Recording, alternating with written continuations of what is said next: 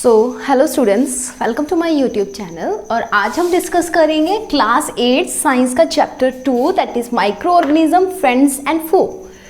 ये जो micro organisms, friends and foe का मतलब क्या होता है? मित्र या दुश्मन, यानी कि हमारे लिए लाभदायक है, हमारे मित्र हैं या हमारे दुश्मन हैं। जो माइक्रो ऑर्गेनिजम्स होते हैं वो पढ़ेंगे हम, ठीक है। तो आप कई बार लाइफ के अंदर सुनते हो कि कुछ वायरस होते हैं जिनसे बीमारियां हो जाती हैं, और कुछ वायरस जो होते हैं या कुछ बैक्टीरियाज या कुछ माइक्रो ऑर्गेनिजम्स जो होते हैं वो हेल्पफुल होते हैं। जैसे जो डिकम्पोजर्स होते हैं, वेस्ट को डिकम्पोज कर देते हैं माइक्रो ऑर्गेनिजम्स, वो हमारे लिए अच्छे होते हैं।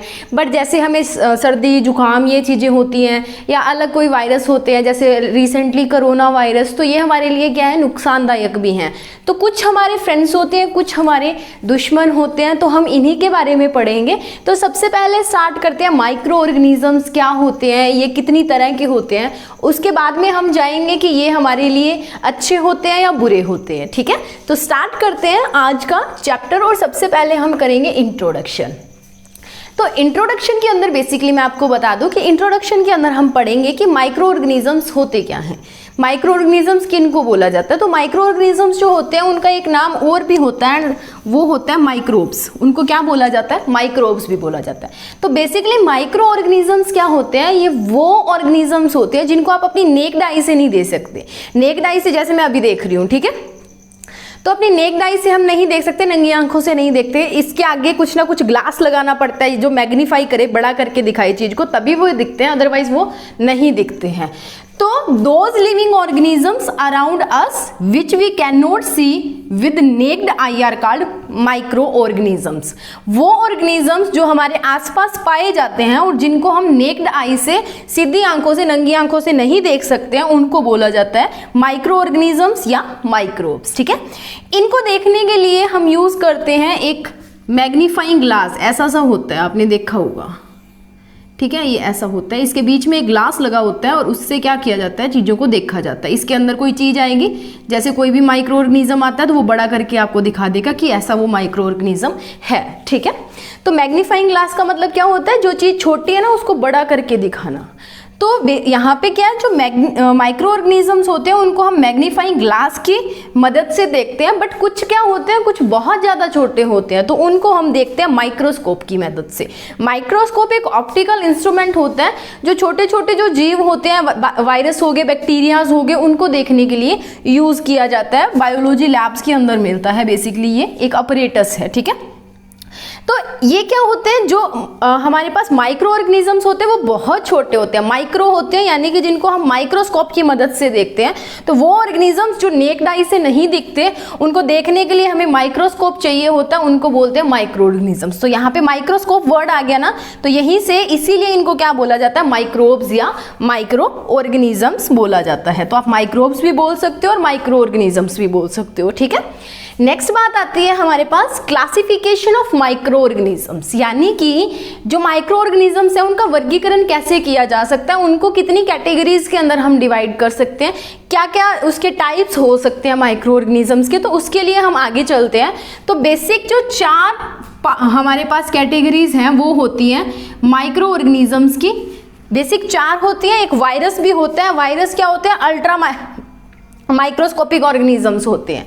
अल्ट्रा माइक्रोस्कोपिक ऑर्गेनिजम्स का मतलब क्या होते हैं? जिनको बहुत ज़्यादा मैग्नीफाई करके देखना पड़ता है, जो बहुत ज़्यादा छोटे होते हैं। अल्ट्रा यानी कि बहुत ज़्यादा स्ट्रेंथ चाहिए, बहुत ज़्यादा शक्ति चाहिए। तो जो हमारा माइक्रोस्कोप होगा या जो मैग्नीफाइंग ग्लास होगा ना, वो बहुत ज़्यादा स्ट्रेंथ का होना चाहिए। उसका ग्लास जो है वो बहुत ज़्यादा मैग्नीफाई करके दिखाएगा, तब ये दिखेंगे, अदरवाइज नहीं दिखेंगे। तो फर्स्ट हमारे पास है type that is bacterias.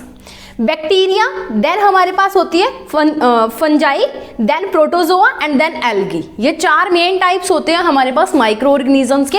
Bacterias हमारे पास सिंगल सेल्ड ऑर्गेनिजम्स होते हैं। सेल आपको पता होगा, सेल किसको बोला जाता है? जो स्ट्रक्चरल और फंक्शनल यूनिट होती है ऑर्गेनिज्म की। स्ट्रक्चरल और फंक्शनल यूनिट का मतलब क्या होती है? बॉडी का जो स्ट्रक्चर होता है वो भी सेल के कारण होता है, और बॉडी जो फंक्शंस करती है वो भी सेल के कारण करती है, ठीक है। तो यहाँ पे जो बैक्टीरिया होता है उनके अंदर सिंगल सेल होता है, एक ही सेल, ठीक है। नेक्स्ट हमारे पास है फंजाई। फंजाई मल्टी सेलुलर होती है, मतलब एक से ज्यादा सेल्स जिसमें पाए जाते हैं। नेक्स्ट प्रोटोजोआ है। प्रोटोजोआ यूनिसेलुलर, यानी कि एक सेल वाला भी होता है, यूनि 1, ठीक है। मल्टी सेलुलर भी पाए जाते हैं, बहुत ज़्यादा सेल वाले, कई सेल वाले भी पाए जाते हैं, एक से ज़्यादा सेल वाले भी। एल्गी भी क्या होती है, यूनिसेलुलर प्लस मल्टी सेलुलर दोनों के अंदर पाई जाती है। और ये लास्ट वायरस था, इसको कई बार कैटेगराइज कर लिया जाता है या क्वेश्चन पूछ लिया जाता है कि वायरस क्या होते हैं। तो वायरस क्या होते हैं, अल्ट्रा माइक्रोस्कोपिक ऑर्गेनिजम्स होते हैं, बहुत ज़्यादा मैग्नीफिकेशन इनको चाहिए होती है दिखने के लिए, मतलब बहुत ज़्यादा मैग्नीफाई करना पड़ेगा हमें, तब जाके ये दिखेंगे, अदरवाइज ये नहीं दिखते हैं, ठीक है। तो उसके बाद में नेक्स्ट वन बाय वन हम डिस्कस करते हैं बैक्टीरिया के बारे में, फंजाई के बारे में, प्रोटोजोआ और एल्गी के बारे में, कि इनके क्या क्या फंक्शंस हैं, ये कैसे ग्रो करते हैं या इनकी एग्जांपल्स क्या हैं। तो वन बाय वन हम इनको डिस्कस करते हैं। एक बार आप इसको पॉज करके पूरे को नोट कर लीजिए, उसके बाद में हम अपने नेक्स्ट टॉपिक की तरफ इनकी क्लासिफिकेशन की जो डिटेल्स है वो पढ़ते हैं। तो एक बार इसको नोट कर लीजिए। सो स्टूडेंट्स, नेक्स्ट मूव करते हैं अगले कंसेप्ट की तरफ, कि जो हमने डिफरेंट क्लासिफिकेशन की थी माइक्रो ऑर्गेनिजम्स की, तो उनके कुछ कैरेक्टरिस्टिक्स देख लेते हैं one by one. First start करते हैं बैक्टीरिया से। बैक्टीरिया जो होते हैं सिंगल सेल्ड ऑर्गेनिजम्स होते हैं, हमने डिस्कस किया कि उनके अंदर एक ही सेल पाया जाता है, ठीक है। तो एक सेल से वो काम करते हैं। Found in wide range of habitats ranging from deserts to the glacier, ये हर जगह पे पाए जाते हैं, चाहे आप बहुत ज़्यादा टेम्परेचर वाली जगह ले लो, बहुत ज़्यादा तापमान वाली, यानी कि जैसे डेजर्ट्स हो गए, और चाहे बहुत कम तापमान वाली जगह ले लो, यानी कि जैसे ग्लेशियर्स हो गए जहाँ पे बर्फ़ बहुत ज़्यादा होती है। तो ये हर जगह पे पाए जाते हैं, क्योंकि कुछ वायरसेस ऐसे होते हैं ना जो ठंड के कारण या तो मर जाते हैं या कुछ गर्मी के कारण, पर ये बैक्टीरियाज क्या होते हैं वो हर जगह पे पाए जाते हैं, डेजर्ट से लेके ग्लेशियर्स तक, ठीक है। नेक्स्ट है कि एग्जाम्पल क्या है, एग्जाम्पल मोस्ट कॉमन एग्जाम्पल है लैक्टोबैक्यूलस। लैक्टोबैक्यूलस आपका कर्ड बैक्टीरिया होता है जो दही को जमने में जो मदद करता है, दैट इज नोन एज लैक्टोबैक्यूलस, जिसके कारण दही जो है वो तैयार होता है, जमता है, तो इसको बोला जाता है लैक्टोबैक्यूलस यानी कि curd bacteria. Next moving on to our next category, that is fungi. Fungi क्या होती है, इसके अंदर लैक ऑफ क्लोरोफिल होती है, लैक ऑफ क्लोरोफिल होती है, और ये हेट्रोट्रॉपिक होते हैं। आप साइड में लिख लो, चाहे चौथा इसका ये लिख लो कि ये हेट्रोट्रॉपिक होती हैं। दो तरह के आपने ऑर्गेनिजम्स पढ़े होंगे, ऑटोट्रॉपिक ऑर्गेनिजम्स और हेट्रोट्रॉपिक ऑर्गेनिजम्स। ऑटोट्रॉपिक ऑर्गेनिजम्स वो होते हैं जो अपना खाना खुद बना लेते हैं, उसके लिए किसी के ऊपर निर्भर नहीं होते। हेट्रोट्रॉपिक ऑर्गेनिजम्स वो ऑर्गेनिजम्स होते हैं जो खुद खाना नहीं बना सकते, किसी ना किसी अदर के ऊपर निर्भर उनको रहना पड़ता है खाने के लिए। जैसे प्लांट्स हैं वो ऑटोट्रॉपिक्स हैं, ह्यूमंस हैं वो हेट्रोट्रॉपिक्स है। हम खाना अपना सन की सहायता से और ऐसे बना नहीं सकता, हमें प्लांट्स के ऊपर, एनिमल्स के ऊपर निर्भर रहना पड़ता है। तो फंजाई जो होती है, फंजाई के अंदर क्लोरोफिल नहीं होती। अगर इसके पास क्लोरोफिल होती है तो ये फोटोसिंथेसिस करवाती है और अपना खाना बना लेती है, पर इसके अंदर तो लैक ऑफ क्लोरोफिल होती है, मतलब बहुत ज़्यादा कम होती है। इसीलिए ये क्या करती है, कॉलोनीज के अंदर पाई जाती है। कॉलोनीज आपने देखी होगी जहाँ पे बहुत सारे लोग रहते हैं, ऐसे 20-20, 25-25 फ्लोर की बिल्डिंग्स होती है और वहाँ पे लोग रहते हैं। तो कॉलोनीज एक अकेला घर होता है, कॉलोनी क्या होती है, ग्रुप ऑफ घर, यानी कि ग्रुप ऑफ हाउसेज या होम्स जहाँ पे होते हैं उसको कॉलोनी बोलते हैं। तो काफ़ी सारी जो फंजाई होती है वो इकट्ठी ही पाई जाती है, ठीक है। तो फंजाई के बाद में आपको एग्जाम्पल नेक्स्ट हमारे पास है, इसकी एग्जाम्पल के अंदर है पेनिसिलियम और एस्परगिलस। पेनिसिलियम और एस्परगिलस आपकी एनसीईआरटी की बुक्स के अंदर बहुत अच्छी इनकी एग्जाम्पल्स और बहुत अच्छी इनकी फिगर्स दी हुई हैं, तो आप उसको रेफर करके देखना। अदरवाइज आपको स्क्रीन में भी आपको मिलेगी साथ में कि इनकी अदर एग्जाम्पल्स क्या होती हैं। तो पेनिसिलियम और एस्परगिलस एग्जाम्पल्स होती हैं हमारे पास फंजाई की। तो अब लैक ऑफ क्लोरोफिल होती है, इसलिए इनको कुछ हद तक दूसरों के ऊपर निर्भर रहना पड़ता है, ठीक है। नेक्स्ट बात करते हैं प्रोटोजोआ की। तो प्रोटोजोआ जो होते हैं मेनली कहाँ पे पाए जाते हैं, ये पानी के अंदर पाए जाते हैं।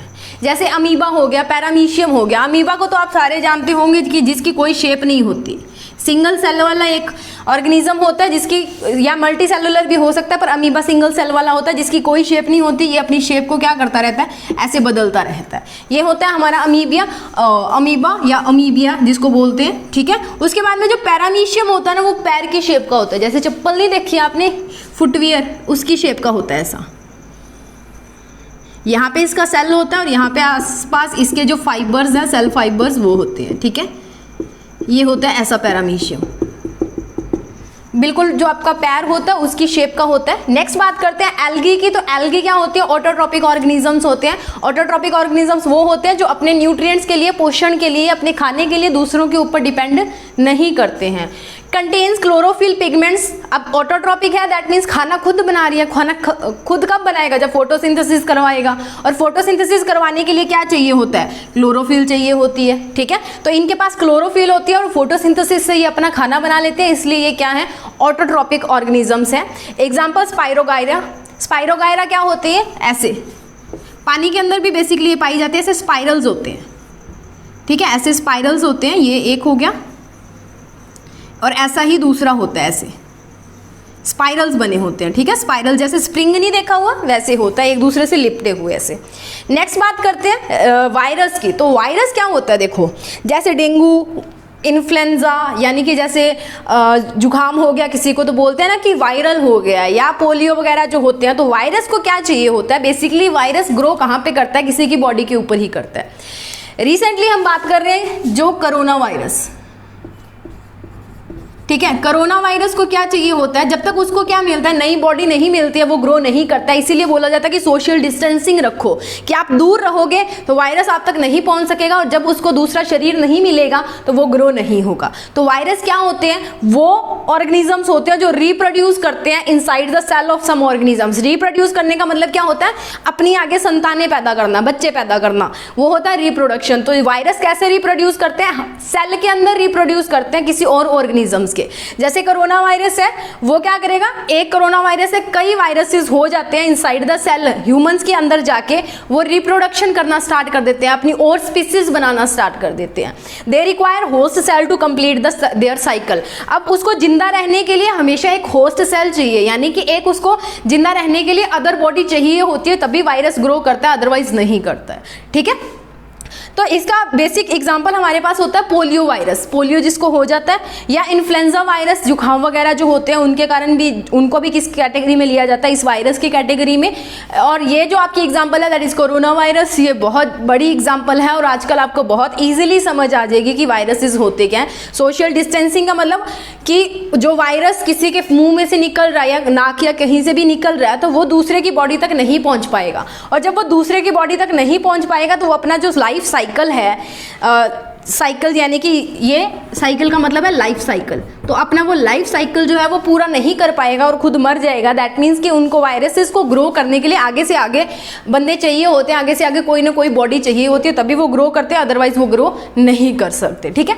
तो ये बेसिक हमारे पास इंट्रोडक्शन थी माइक्रो ऑर्गेनिजम्स के बेसिस की, जिसके अंदर हमने डिस्कस किया कि माइक्रो ऑर्गेनिजम्स क्या होते हैं और उनकी अलग अलग तरह से हमने क्लासिफिकेशन की, और क्लासिफिकेशन के बाद में हमने उनके अलग अलग करैक्टरिस्टिक्स जो हैं उनको स्टडी किया, जैसे बैक्टीरिया के करैक्टरिस्टिक्स, फंजाई के करैक्टरिस्टिक्स, प्रोटोजोआ, एल्गी या वायरसेस के जो करैक्टरिस्टिक्स थे वो।